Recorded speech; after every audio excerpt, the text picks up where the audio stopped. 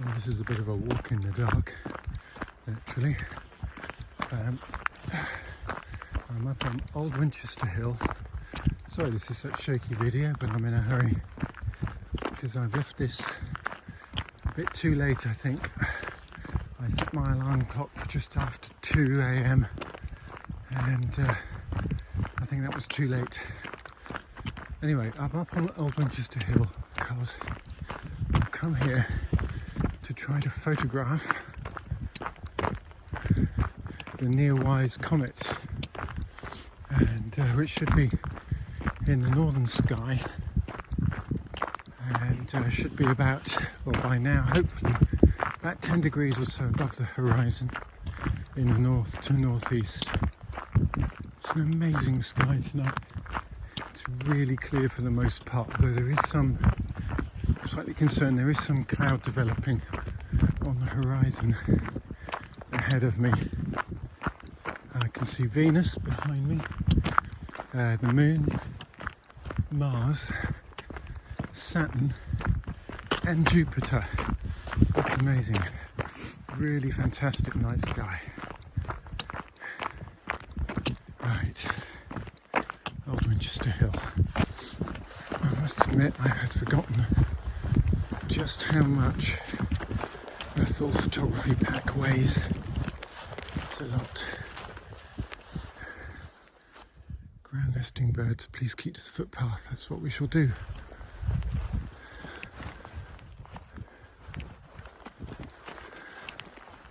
So in the sky over there, it's not a prayer that you'll see this, I don't think, but in the sky over there, it might just be showing up, is Venus.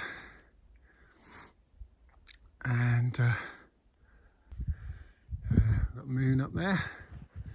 Just to the right of that we have Mars, and over this way, I really don't know if it's picking up or not, we have Jupiter and Saturn.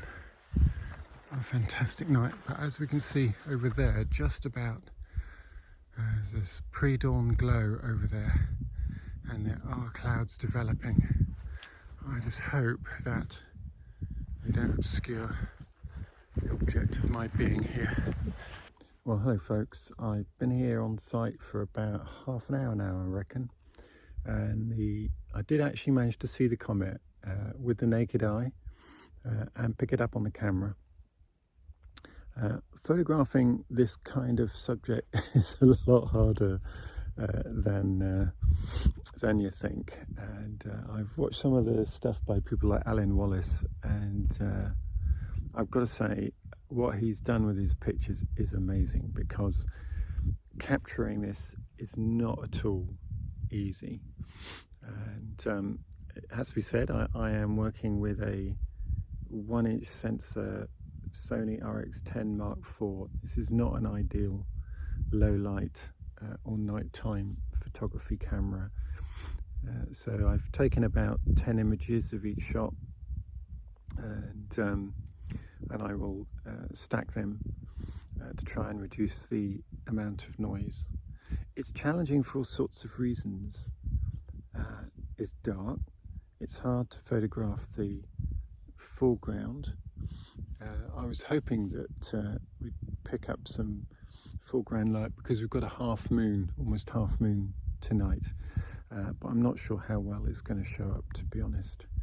So but I have got some shots of it. I think they're quite poor. I can no longer see it with the naked eye, this lovely comet, but it's going to be interesting to see what comes out. And I really should have been here at least half an hour earlier, actually. I think by the time I started shooting, the horizon was getting reasonably bright with the pre-dawn light. Bright is a relative term here, you understand, but it was just getting brighter than I would have liked it in order to be able to pick this thing up. So I think I needed to be at least a half an hour earlier, maybe 3/4 of an hour. But that's planning for you. I might have to come out another night and have another go. Also, I think my choice of location is poor. I really need some foreground interest, and I'm not particularly happy with the location that I chose. So I'm going to rethink this, and if the weather permits, I may have another go at coming out later in the week and see what happens then.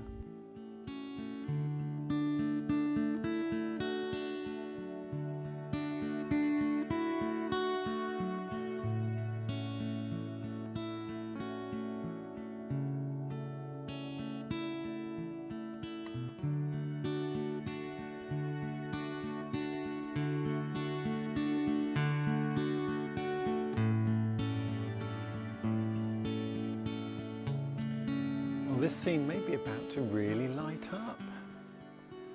I thought I'd stick around till sunrise, and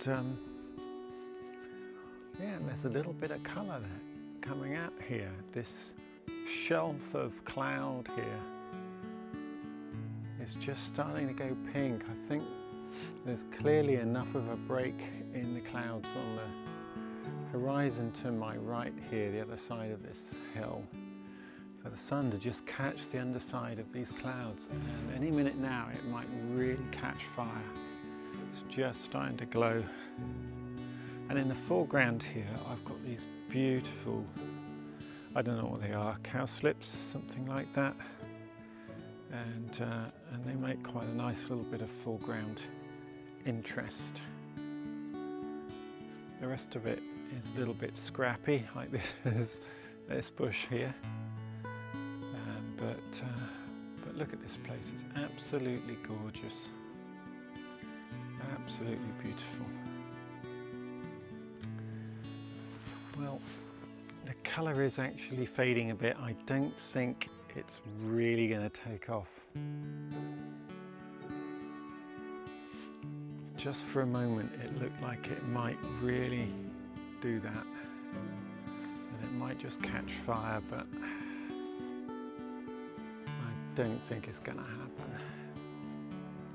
I did take a bracketed shot, so all may not be lost. I may be able to work a little bit of the colour magic out. We shall see.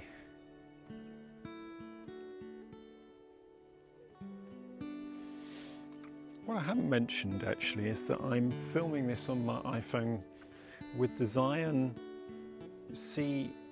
Smooth C2, I think it's C2 gimbal. It's a tiny little thing, almost fit in your pocket, and I've got to say I'm really, really impressed with it.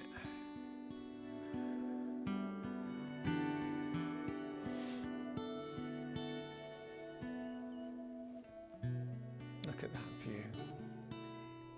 Beautiful. That's worth a photograph, isn't it? With these two cowslips, one on the left, one on the right, just sort of framing that view into the distance. So in terms of setup, I am bracketing and focus stacking these shots.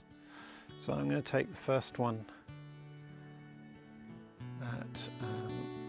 and expose for this foreground here, and focus on these cowslip plants. And then the second shot I'm going to focus on the midground at the same exposure.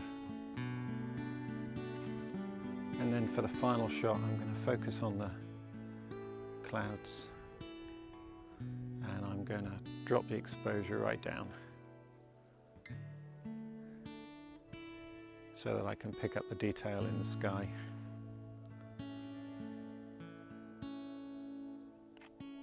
And then I'll blend those together in Photoshop.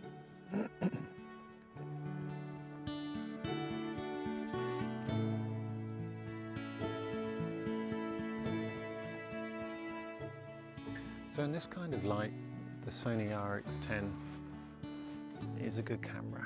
It's great for doing this sort of work. Once you've got used to its controls, it's easy to operate.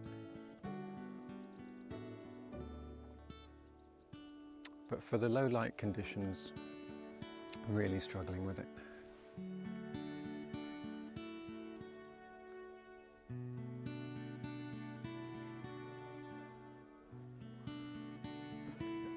So this is the view really that caught my eye, and it's just this little tree here and this little gap, and the way in which they're framed by these cowslip plants, I think is just gorgeous. Such a peaceful scene.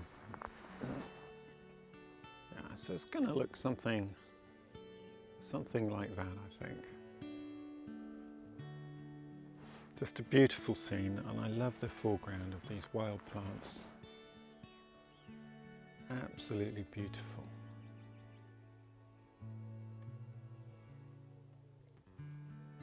I could just stand here all day and watch this. So I framed it so that the heads of these cowslips just give us a little taste in the foreground of these wild plants. And we've got these lovely fields in the midground, and just a hint of colour in the sky in the distance. Beautiful.